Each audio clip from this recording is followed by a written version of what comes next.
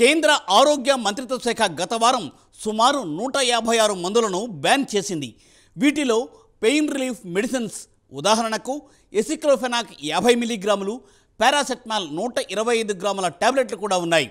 ఇన్ని సంవత్సరాల పాటు ప్రజలు ఈ మెడిసిన్ను విచ్చలవిడిగా వాడేశారు. కేంద్ర ప్రభుత్వం అకస్మాత్తుగా వాటిని బ్యాన్ చేయడానికి గల కారణాలేంటో ఈ స్టోరీలో చూద్దాం.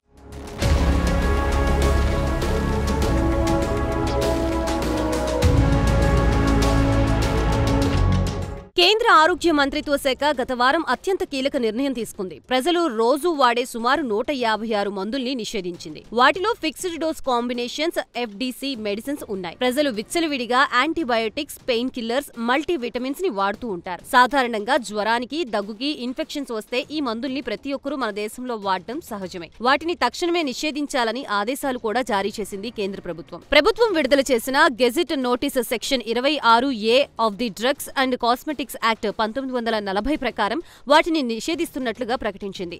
తక్షణమే వాటి ఉత్పత్తి, మార్కెటింగ్, డిస్ట్రిబ్యూషన్ ని నిలిపివేయాలని ఆదేశాలు కూడా జారీ చేసింది. ఈ మందుల్ని వాడడం వల్ల ఆరోగ్యానికి హానికరమని తేల్చి చెప్పింది.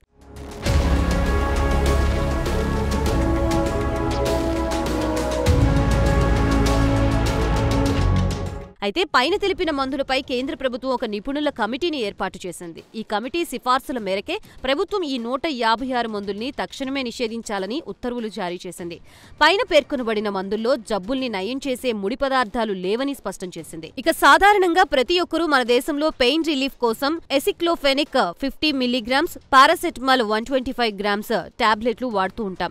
నిషేధిత జాబితాలో వాటిని కూడా చేర్చింది. నిపుణుల కమిటీ ఇచ్చిన నివేదిక తమకు సంతృప్తిని ఇచ్చిందని కేంద్ర ప్రభుత్వం చెబుతోంది. ఈ ఫిక్స్డ్ డోస్ మందుల్ని వాడడం వల్ల ప్రజల ఆరోగ్యానికి ముప్పు ఏర్పడుతుందని స్పష్టం చేసింది. దానికి బదులుగా మార్కెట్లో సురక్షితమైన మందులు అందుబాటులో ఉన్నాయని ప్రభుత్వం విడుదల చేసిన నోటిఫికేషన్లో వివరించింది.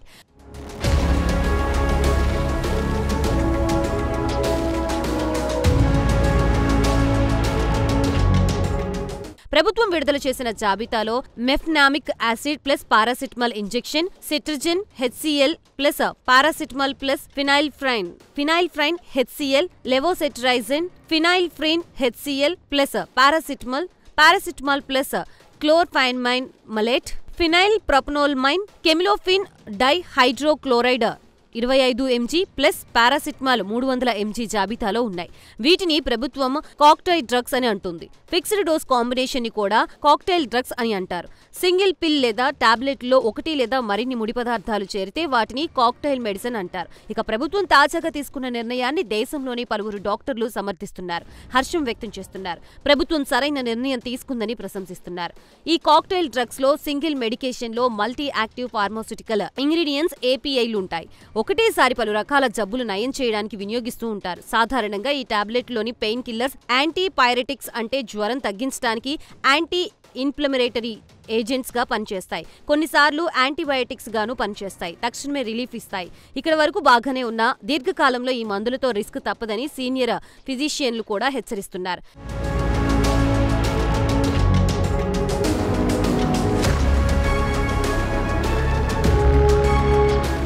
ఇక డాక్టర్లు చెప్పేదేంటంటే ఈ కాక్టైల్స్ కు యాంటీబయోటిక్స్ చేర్చితే దీర్ఘకాలంలో ఈ మందులు పనిచేయవు, తర్వాత ఆరోగ్యానికి ముప్పు తెచ్చిపెడతాయని హెచ్చరిస్తున్నారు. కాక్టైల్ డ్రగ్స్ ని మన దేశంలో విచ్చలవిడిగా వినియోగిస్తారు. దీనివల్ల హెల్త్ రిస్క్ లో పడుతుంది. ఈ కాక్టైల్లో వినియోగించే ముడి పదార్థాల గురించి పేషెంట్స్ కి అవగాహన ఉండదు. దీంతో ప్రతి జబ్బుకు యాంటీబయోటిక్స్ ని వాడి ఈ మందుల్ని దుర్వినియోగం చేస్తున్నారని సీనియర్ డాక్టర్లు కూడా ఆవేదన వ్యక్తం చేస్తున్నారు.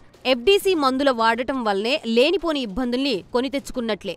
మార్కెట్లోకి దాన్ని ప్రత్యామ్నాయంగా సురక్షితమైన క్లినికల్ ట్రయల్స్ జరిగిన మందులు అందుబాటులో ఉన్నప్పుడు ఈ కాక్టైల్ మందులు వాడి ప్రాణానికి ముప్పు తెచ్చుకోవడం ఎందుకని డాక్టర్లు ప్రశ్నిస్తున్నారు.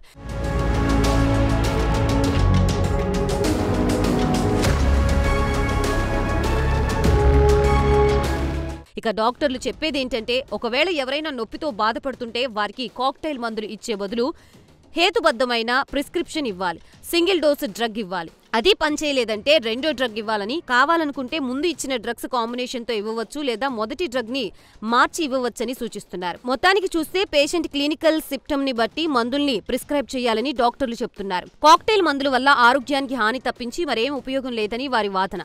మొత్తానికి చూస్తే కేంద్ర ఆరోగ్య మంత్రిత్వ శాఖ తీసుకున్న నిర్ణయం సరైందని దేశంలోని డాక్టర్లు ముక్తకంఠంతో ప్రశంసిస్తున్నారు.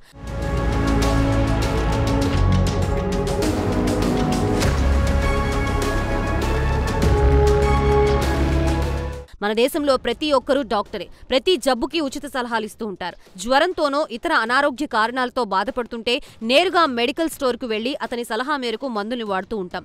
దీనివల్ల లేనిపోని ఆరోగ్య సమస్యలు కొని తెచ్చుకున్నట్లే. తాత్కాలిక ఉపశమనం కలిగించినా దీర్ఘకాలంలో ఇబ్బందులు తప్పవని డాక్టర్లు హెచ్చరిస్తున్నారు. పరిస్థితి చేయి దాటకు ముందే కళ్లు తెరవడం మంచిదని సలహా ఇస్తున్నారు.